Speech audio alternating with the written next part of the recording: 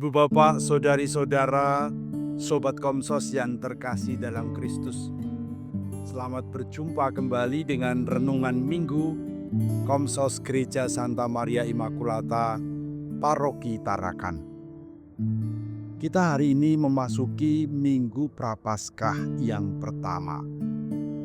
Bacaan Injil yang akan kita renungkan diambil dari Injil Lukas, bab 4, ayat 1 sampai dengan 13.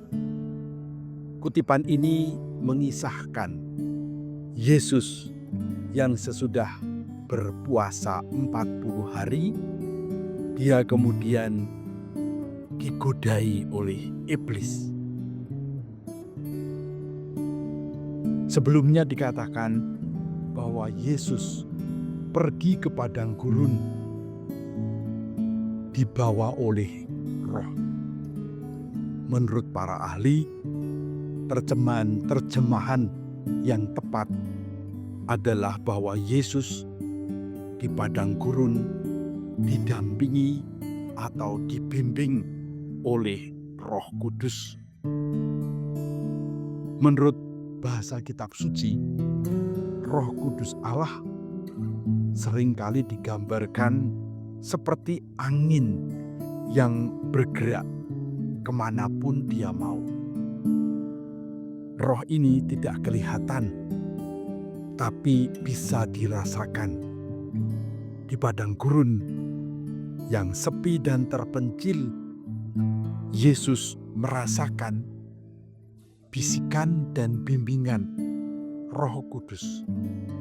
Yesus menjadi peka dan memahami apa yang dikehendaki oleh Allah di dalam Roh Kudus-Nya.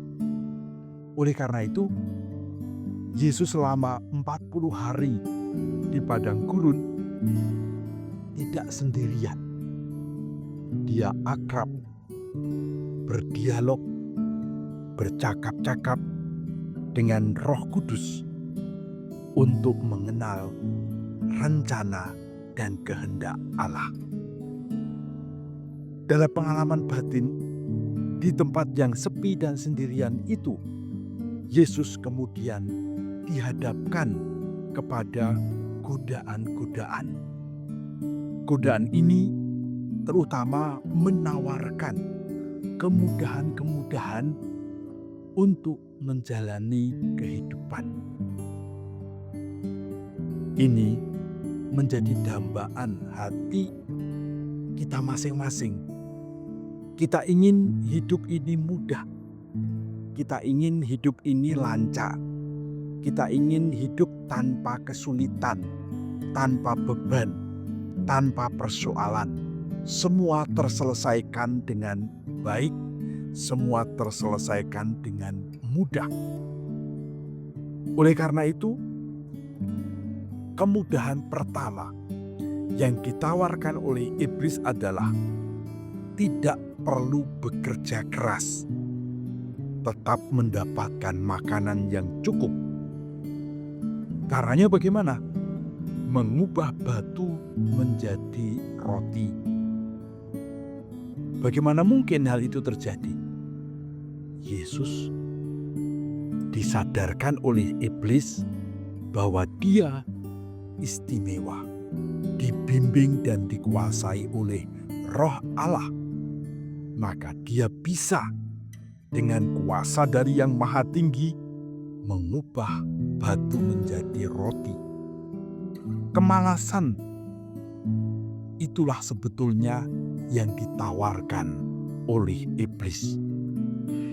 Kemalasan membuat orang tidak mau kreatif menggunakan akal budinya untuk mengolah dunia agar memberikan manfaat yang lebih baik.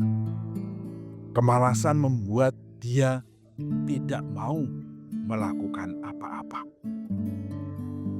Kemudahan kedua yang ditawarkan oleh iblis adalah menyembah setan dan diberi seluruh kekayaan yang ada di dunia. Konsep yang ditawarkan adalah menjadikan harta benda duniawi sebagai ganti Allah. Seolah kekayaan yang banyak akan menyelesaikan semua persoalan yang ada di dunia ini maupun yang ada di akhirat nanti. Orang tidak membutuhkan lagi Allah. Manusia diajak untuk meniadakan Allah, karena Allah seringkali dirasakan justru membuat hidup tidak mudah. Ada banyak aturan, ada banyak larangan, ada banyak perintah yang harus ditaati. Seolah-olah manusia harus bisa menjadi seperti Allah. Itulah yang ditawarkan setan untuk kemudahan yang kedua. Godaan meniadakan Allah dalam kehidupan merupakan godaan tertinggi. Manusia bisa menyelesaikan segala-galanya tanpa Allah, tentu saja dengan cara manusia. Kemudahan yang ketiga yang ditawarkan adalah menjadi orang terkenal dan dipuja-puja. Siapa yang tidak ingin menjadi orang terkenal? Siapa yang tidak ingin menjadi orang yang selalu ditepuk tangani oleh banyak orang? Kita semua pengen dipuja-puja. Yesus diminta untuk terjun dari bait Allah. Kalau hubungan dengan Allah sangat dekat dan sangat baik, Yesus pasti akan terhindar dari celaka. Itulah yang ditawarkan oleh setan untuk kemudahan-kemudahan hidup. Meskipun dibimbing oleh Roh, Yesus tidak kemudian memanfaatkan Roh Kudus untuk kepentingannya sendiri dengan cara diperintahkan berbuat ini dan itu. Yesus ingin membawa manusia sampai kepada Allah, bukan kepada dirinya. Sebagai manusia, ketenaran tidak akan langgeng. Dalam sekejap sorak-sorai akan selalu berganti kepada orang yang lainnya. Manusia tidak akan dapat menjadi bintang selama-lamanya. Ibu, bapak, saudari-saudara yang terkasih, dengan merenungkan pengalaman Yesus digodai iblis, kita sebenarnya sedang berkaca tentang pergumulan kita sendiri sebagai manusia. Kita punya pengalaman masing-masing ketika kita digodai, dibujuk untuk mencari jalan pintas, untuk menempuh jalan yang paling mudah, untuk tidak mengalami kesulitan yang kita bayangkan. Namun, hidup tanpa kesulitan, hidup tanpa tantangan, hidup tanpa hal-hal yang harus diselesaikan, tidak akan membuat kita menjadi pribadi yang mapan. Kalau semuanya serba mudah, kita tidak akan sungguh-sungguh menjadi maksimal dalam hidup ini. Tantangan, kesulitan justru membuat manusia menjadi kreatif, mencari jalan keluar, tapi bukan jalan pintas. Inilah yang akan kita gumuli sebagai permenungan kita selama masa Prapaskah 40 hari.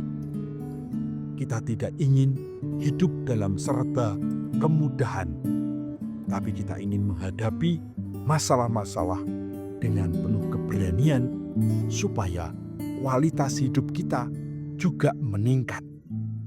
Mutu hidup kita semakin baik dan kita memang layak mendapatkan rahmat keselamatan. Tuhan memberkati kita.